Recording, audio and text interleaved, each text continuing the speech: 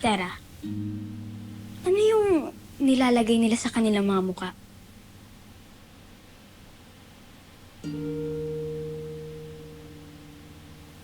Ah, ang tawag dyan, ate, skincare. Uso na kasi yan dito.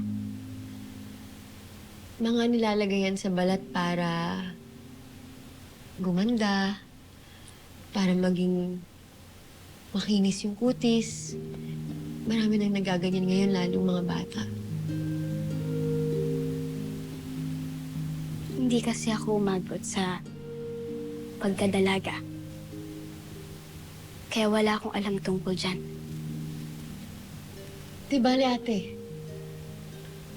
Ganito na lang. Mula ngayon,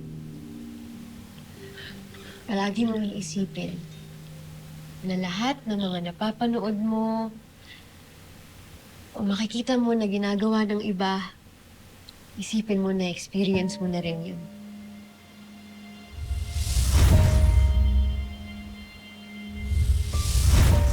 Alam mo, Tera,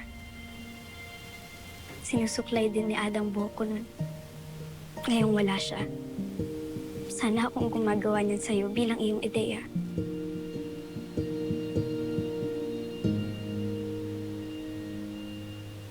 Ate, bakit hindi? Pwede mo suklayin buhok ko. Ganito. Teka, ate.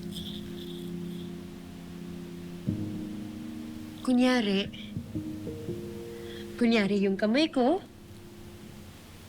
ay kamay mo. Susundan mo yung kamay ko. Tapos parang ikaw na rin ang nagsusuklay sa akin. Ayos ba yun?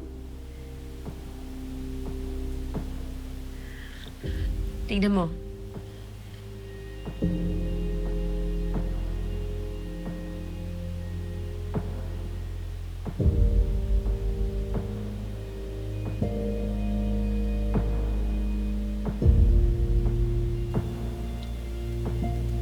Yan.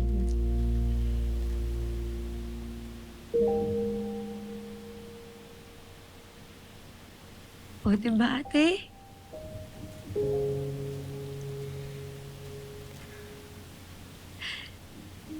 Ngayon, totoo na sinusuklayan mo na ako ng buhok. At ang sarap din pala sa pakiramdam na may ate na nagsusuklay ng buhok ko.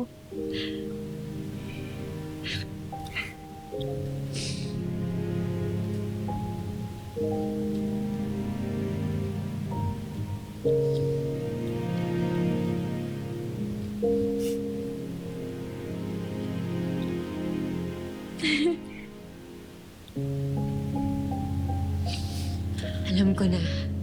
Pwede ba, ate, magkwento ka naman sa akin tungkol sa mga alaala mo ng bata ka.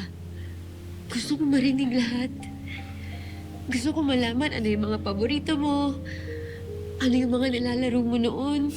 Tapos magkukwento din ako sa'yo. Gusto ko yun. Sige, ate, makikinig ako. Bata ko, namimigay kami ng pagkain, pera, para sa mga nangingila. Talaga? Alam mo, ate, namigay rin ako ng pagkain sa mga kapitbahay ko noon. Kasi wala kaming makain nun sa Distrito 6. Tapos tinulungan ako ng mga kalapate para kumuha ng pagkain para sa kanila. Ano paborito mo pagkain dati, ate? Marami. Marami akong paborito. Sana nga pwede kita ipagluto ng mga lutong bahay na kagaya ng mga niluluto sa akin ni nanay mo na ko noon. Di bale. Magluluto tayo sa kusina. Talaga? Tuturuan kita. Gusto mo ba matuto magluto? Si Ada ba nagluluto para sa'yo dati? Lagi niya akong pinaglulutuan. Napakasarap niya magluto.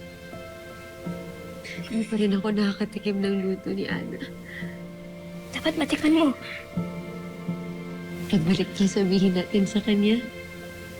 Sige.